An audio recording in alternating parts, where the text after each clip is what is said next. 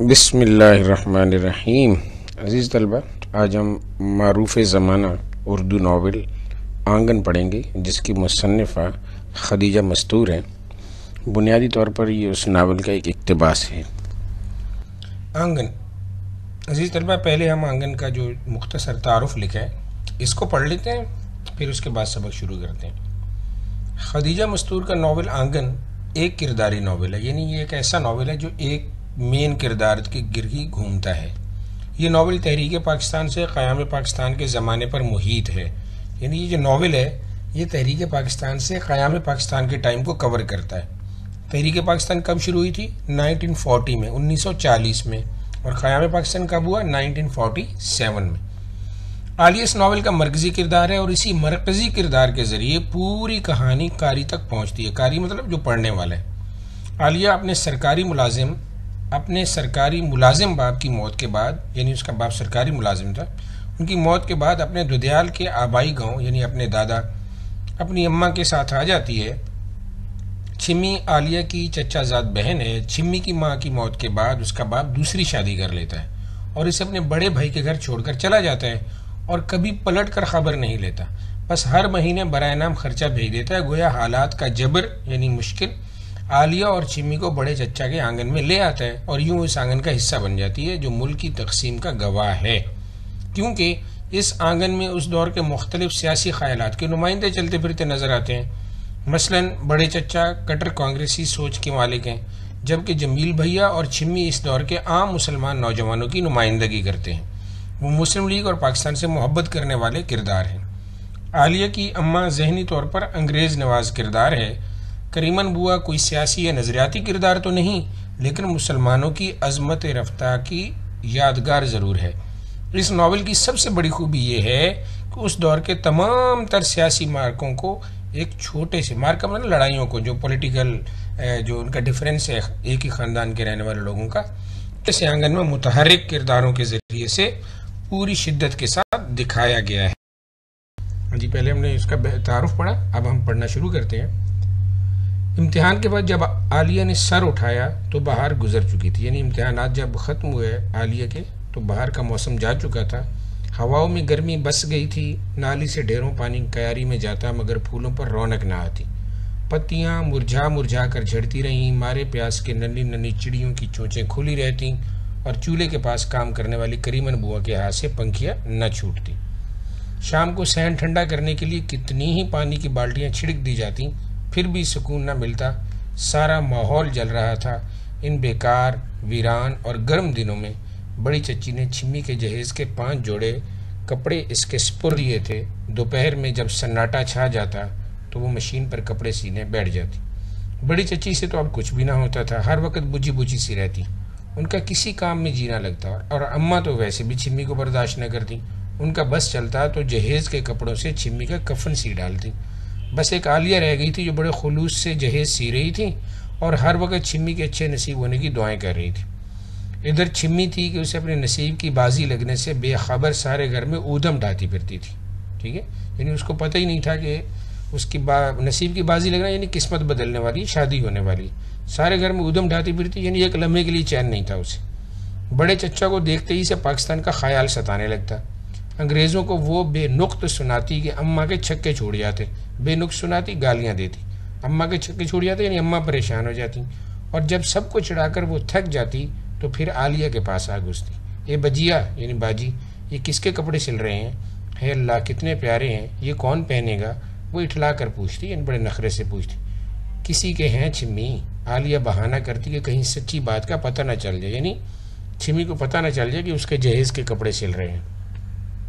एक दुपट्टा हमें भी दे दीजिए, इससे मैं लचका लगा कर ओढ़ूंगी, यानी झटके से ऐसे लचकबद करके ओढ़ना। वो चुने हुए दुपट्टे को उठाकर मरोड़ने लगती। देखिए मेरा दुपट्टा कैसे लत्ते ले रहा है, यानी उसकी हालत ख़राब हो रही। छोड़ो छिम्मी, चिनट खुल जाएगी। आलिया दुपट्टा छीनने लगती, यानी उसका जो उसने शिकन लगाई है वहाँ पे, जो डिज़ाइन जो भी बनाया, कहीं वो खुल ना जाए, ख़राब ना हो जाए। आखिर ये हैं किसके जहेज़ के? बेचारी बता भी नहीं सकती, ज़ुबान थकती है। मारे तजस्सुस के छिम्मी लड़ने पर आमादा हो जाती। मैं तुमको पीटूंगी जो मुझसे लड़ी, यानी मैं तुम्हें मारूंगी। आलिया बड़ी प्यार से अपनी बड़ाई का रोब डालती तो छिम्मी हंसने लगती। आज दोपहर में कैसा सन्नाटा रहा। वो छिम्मी के दुपट्टे में किरण टाँक रही थी और अपने मुस्तकबिल के ख्यालों को जान पर नाजिल किए जा रही थी, यानी अपने फ्यूचर के बारे में सोच रही थी। अगर वो फेल होगी तो क्या होगा, और अगर पास होगी तो ले दे के एक ही बात रह जाती है कि बीटी कर ले, मतलब क्या, टीचिंग कोर्स कर ले, उस्तानी बन जाए। मगर क्या वो बीटी कर सकेगी? क्या अम्मा इसे अलीगढ़ जाने देंगी, और क्या मामू इसे इतने रुपए भिजवाते रहेंगे? हाई स्कूल के अहाते में आम के दरख्तों पर कोयल मुसलसल चीखे जा रही थी और पास के कमरे में सुई हुई नजमा फूफी के खराटे छत सर पर उठाए हुए थे, यानी बहुत ज़्यादा बुलंद आवाज़ में खराटे ले रही थी। उनका जी चाहा कि वो भी सो जाए और इतने खराटे ले कि नजमा फूफी अपनी बेफिक्र नींद से चौंक पड़े और फिर सारी दोपहर बैठकर काट दें। शाम को जब वो नीचे उतरी तो करीमन बुआ सहन में पानी छिड़क रही थी, जमील भैया लोहे की कुर्सी पर बैठे उंगलियां मरोड़ रहे थे और बड़े चचा बरामदे में टहल टहल कर जैसे किसी का इंतजार कर रहे थे। उनका चेहरा उतरा हुआ था और आंखें सुर्ख हो रही थीं। बड़ी चच्ची सबसे बेनियाज तख्त पर बैठी आलू छील रही थी। बड़े चचा, आपकी तबीयत कैसी है? सर में दर्द है बेटी। बड़ी चच्ची ने चौंक कर अपने शौहर की तरफ देखा। करीमन बुआ, जल्दी से पलंग बिछा दो, बस सैन ठंडा हो गया, नास जाए इस दर्द का। करीमन बुआ बरामदे में एक तरफ खड़े हुए पलंग उठा उठाकर सहन में बिछाने लगी। बड़े चचा जमील भैया की तरफ करवट लेकर लेट गए। आलिया को सख्त कुफत हो रही थी कि बेटा पास बैठा है, मगर बाप को पूछता तक नहीं। कितना अरसा हो गया दोनों के दरमियान बातचीत बंद थी। तुम आज 2 दिन से घर में क्यों बैठे रहते हो? बड़ी चच्ची ने जमील भैया की तरफ देखा। नौकरी छूट गई है अम्मा, सरकारी दफ्तरों में सियासी लोगों का गुजारा मुश्किल ही से होता है। आलिया ने जलकर जमील भैया की तरफ देखा। मुस्लिम लीगों की खपत तो अंग्रेज बहादुर के दफ्तर ही में होती है। बड़े चचा ने करवट बदले बगैर कहा। आपका ख्याल गलत है। असल बात तो यह है कि जब कांग्रेसी सिफारिश कर देते हैं तो फिर नौकरी मिल जाती है। जमील भैया भी क्यों चुप रहते? असल बात ये है, यहाँ पे जो कह रहे हैं ना कि बाप बेटे को टॉन्ट कर रहे हैं, तंज कर रहे हैं, और बेटा बाप को कर रहे हैं, तो दोनों का ये ख्याल था। जो कांग्रेस के लोग ये समझते थे कि अंग्रेज मुसलमानों के साथ है, मुस्लिम लीग के साथ है, और मुस्लिम लीग ये समझते थे कि अंग्रेज कांग्रेस के साथ। बाप बेटे दोनों अपने अपने तंज की आग में जलकर खुद ब खुद बुझ गए और दोनों ने इस तरह मुंह फेर लिया एक दूसरे को बात करने के लायक ना समझ रहे हूँ। आलिया ने जमील भैया को मुलामत भरी नजरों से देखा, नहीं अफसोस भरी नजरों से, गुस्से भरी नजरों से, और बड़े चचा के पास बैठकर होले होले सर सहलाने लगी, उनका सर दबाने लगी। अम्मा गीले बाल झटकती हुई गुस्लखाने से निकल आई और सबको एक जगह जमा देखकर बड़ी बेजारी से पानदान उठाकर आखिरी पलंग पर जा बैठी। अब क्या होगा? बड़ी चच्ची ने जमील भैया से पूछा। फिक्र ना कीजिए अम्मा, एक बड़ी अच्छी नौकरी मिलने वाली है, आप सबके ठाठ हो जाएंगे। शकील की फिर कोई खैरियत मालूम हुई या नहीं? बड़ी चच्ची ने अचानक पूछा। शकील जो कि उनका बेटा था घर से चला गया था। अम्मा उसकी फिक्र ना किया कीजिए, वो बड़े मज़े में है, यहाँ के सारे दुख दर्द भूल गया होगा। जमील भैया ने बड़ी फिर सफाई से झूठ बोला। उन्होंने आलिया को सारी हकीकत बता दी थी कि उन्हें शकील का पता तक नहीं मालूम। खैर जहाँ रहे खुश रहे, बड़ी चच्ची ने ठंडी आह भरकर कहा। बड़े चचा, आपका पलंग बाहर चबूतरे पर बिछवा दूं? खुली फिजा में दर्द कम हो जाएगा। आलिया ने पूछा।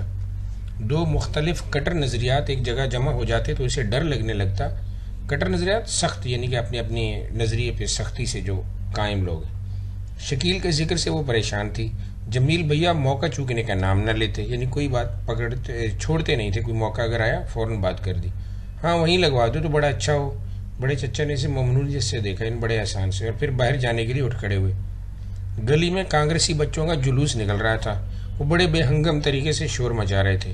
झंडा ऊंचा रहे हमारा, कांग्रेस जिंदाबाद, गांधी जी जिंदाबाद, जवाहरलाल नेहरू जिंदाबाद, हिंदुस्तान नहीं बटेगा, झंडा ऊंचा रहे हमारा। बड़े चचा के होंठों पर एक मुबहिम सी मुस्कुराहट फैल गई। मुबहिम मतलब गैर वाज़ेह। उनकी आंखें चमक रही थी। जमील भैया हंस रहे थे और अम्मा जो बड़ी देर से चुप बैठी छालियाँ गाड़ रही थी, आखिर बोली पड़ी। पहले आज़ादी तो मिल जाए, फिर सब होता रहेगा, और ये हिंदुस्तानी लोग पहले हुकूमत करना भी तो सीख लें। सब चुप रहे, किसी ने अम्मा को जवाब न दिया। बाहर बड़े चचा का बिस्तर लग गया था, वो चले गए और जमील भैया फिर उंगलियां मरोड़ने लगे। जुलूस का शोर दरवाजे के करीब होता जा रहा था। छिम्मी दीवानों की तरह भदर भदर करती अपने कमरे से निकल पड़ी, यानी बुड़बुड़ाती गुस्से से। अगर मेरे दरवाजे के पास से जुलूस निकला तो ढेले मारूंगी, मतलब पत्थर मारूंगी। वो दरवाजे की तरफ लपकी। खबरदार जो आगे बढ़ी, बैठ जाओ चुपके से। जमील भैया जोर से गरजे और छिम्मी जाने कैसे रोब में आ गई उसने जमील भैया को घूर कर देखा और बुड़बुड़ाने लगी। बड़े आए बेचारे, आज ही मुस्लिम लीग का जुलूस ना निकाला तो मेरा नाम भी छिम्मी नहीं। जुलूस दरवाजे के पास से गुजर गया तो जमील भैया कपड़े बदल कर बाहर चले गए। छिम्मी जैसे इनके बाहर जाने का इंतजार कर ही रही थी। जमील भैया के जाते ही बुर्का ओढ़कर खुद भी बाहर निकल गई। आलिया इसे न रोक सकी। जमाने की बात है, पहले तो जब बीबियां घरों से निकलती 2-2 4-4 मामाएं साथ होती थी। करीमन बुआ छिम्मी के यूं बाहर जाने पर हमेशा कूड़ा करती थी, यानी ऐसे ही वो तबसरा करती थी अफसोस के साथ। मामाएं मुलाजमों की बात हो रही। आलिया ने किवाड़ों की ओर से झांक कर देखा। बड़े चचा साफ सुथरे बिस्तर पर पांव फैलाए सुकून से लेटे थे। सामने पीपल के घने दरख्त से चांद की रोशनी उभरती हुई मालूम हो रही थी। आलिया का जी चाह रहा था कि वो भी बाहर चबूतरे पर जा बैठे। आलिया बेटी एक पान खिला दो, बड़ी चच्ची ने फरमाइश की तो वो तख्त पर आ बैठी और पानदान खोलकर पान बनाने लगी। वो बाहर चबूतरे पर जाकर नहीं बैठ सकती, उसे अजीब सी बेबसी का एहसास हो रहा था। मोहल्ले की मस्जिद से आज़ान की आवाज़ आ रही थी। उसने मारे एहतराम के साड़ी का पल्लू सर पर डाल लिया, यानी जो साड़ी उसने पहनी हुई थी उसका जो दुपट्टा था, कपड़ा सा था, उसने सर पे ले लिया एहतरामन। करीमन बुआ जल्दी जल्दी लालटेनें जला रही थी। अल्लाह शकील को खैरियत से रखियो। बड़ी चच्ची दोनों हाथ फैलाकर दुआ करने लगी। वो इस वक्त कितनी दुखी और ममता से भरपूर नजर आ रही थी। ममता माँ की मोहब्बत को कहते हैं। अंधेरा हर तरफ डर आया था, मगर छिम्मी अब तक घर नहीं लौटी थी। आलिया को खामखा फिक्र हो रही थी। वैसे घर में और किसी ने ना पूछा कि वो है कहाँ। जरा देर बाद छिम्मी आई तो मुंह सुर्ख हो रहा था और सांस फूली हुई थी। ए बजिया, मैंने वो शानदार जुलूस तैयार कराया कि अब देखती रह जाएंगी। बस जरा सी देर में इधर से गुजरने वाला है। अजरा की अम्मा ने झंडा बनाया, ताहिरा की अम्मा ने एक बोतल मिट्टी का तेल दिया था। मैंने मशालें तैयार की, सारे मोहल्ले के लड़कों को जमा कर दिया। हाय, बड़े चचा देखेंगे तो आंखें खुल जाएंगी। मैंने सारे लड़कों को समझा दिया कि मेरे दरवाजे पर आकर खूब नारे लगाना। छिम्मी एक ही सांस में सब कह गई और फिर बुर्का फेंककर जुलूस के इंतजार में टहलने लगी। खुशियों का कोई पैमाना उस वक्त छिम्मी की मुसरत को नाप नहीं सकता था। आलिया ने कोई जवाब न दिया। वो परेशान हो रही थी कि कहीं ये नन्हे मुन्ने बच्चों का जुलूस घर में फसाद न करा दे। उसने यही बेहतर समझा कि ऊपर अपने कमरे में खिसक ले, और दूर से बच्चों के नारों की आवाज़ आ रही थी। बड़े कमरे से गुजरते उसने देखा कि नजमा फूफिया अपने साफ सुथरे बिस्तर पर लेटी कोई मोटी सी किताब पढ़ रही हैं। गर्मियों में छत पर नजमा फूफी का डेरा जमता था, इसलिए वो अपने कमरे के पास वाली छोटी छत पर गुजारा कर लेती। जुलूस करीब आ गया था। बच्चे बड़े जोर से नारे लगा रहे थे। मुस्लिम लीग जिंदाबाद, कायदे आजम जिंदाबाद, बन के रहेगा पाकिस्तान, धतिया राज नहीं चलेगा, चुटिया राज नहीं होगा। धोतिया राज यानी धोती राज, मतलब हिंदू जो हैं वो धोती ज़्यादा पहनते हैं, और चुटिया राज यानी जो चुटिया बांधते हैं। धुतिया राज नहीं होगा, चुटिया राज नहीं होगा। आलिया छत की मंडेर से झुककर गली में झांकने लगी। मंडेर दीवार का बालाई हिस्सा है। दो बड़े लड़के मशालें उठाए सबसे आगे थे। नहीं देखने दिया जालिम ने। छिम्मी भागती हुई और आलिया के बराबर खड़ी होकर नीचे गली में आधी लटक गई। हाय, कैसा शानदार जुलूस है। वो आपके बड़े चचा ने ना मुझे दरवाजे से जुलूस नहीं देखने दिया, जलकर खाक हो गए हजरत। छिम्मी जरा सिरक कर झांको, कहीं जुलूस के साथ तुम्हारी लाश ना निकल जाए, यानी थोड़ा बच के, इतना ज्यादा आगे मत हो, नीचे गिर जाओगी। आलिया ने छिम्मी के लटकते हुए धड़ को अपनी तरफ खींचा, उसकी बॉडी को अपनी तरफ खींचा। हाय बजिया, मैंने मशालें कैसी अच्छी बनाई है ना। छिम्मी ने दाद तरफ नजरों से देखा। आज तो आपके बड़े चचा जलते जलते खत्म हो जाएंगे। छिम्मी, कैसी बातें करती हो। बस पता चल गया तुम लीगी वीगी कुछ नहीं हो। बड़े चचा को जलाने के लिए ये सवांग रचाया हुआ है, यानी ये रूप बनाया हुआ मैं मुस्लिम लीगी हूँ। वाह, हूँ क्यों नहीं। वो शर्मिंदा सी होकर आलिया के गले में हाथ डालकर झूल गई। जुलूस गली के मोड़ पर गायब हो गया तो थकी थकी सी छिम्मी आलिया के बिस्तर पर लेटकर लंबी लंबी सांसें लेने लगी, और आलिया खामोशी से टहलती रही। अब कितने दिन यूं सबको जलाने छिम्मी बैठी रहेगी। आखिर तो एक दिन अपने घर चली ही जाएगी। जाने वो घर भी इसका घर बनेगा कि नहीं, छिम्मी को वहाँ मोहब्बत मिलेगी या नहीं, क्या वहाँ भी वो सबसे बदले चौंकाने के तरीके ईजाद करके ज़िंदगी गुजारेगी। आलिया बिटिया और छिम्मी बिटिया दोनों खाना खाने नीचे आ जाओ, करीमन बुआ की आवाज़ आई। Okay students, like it and share it, okay, and subscribe this channel. Thanks a lot.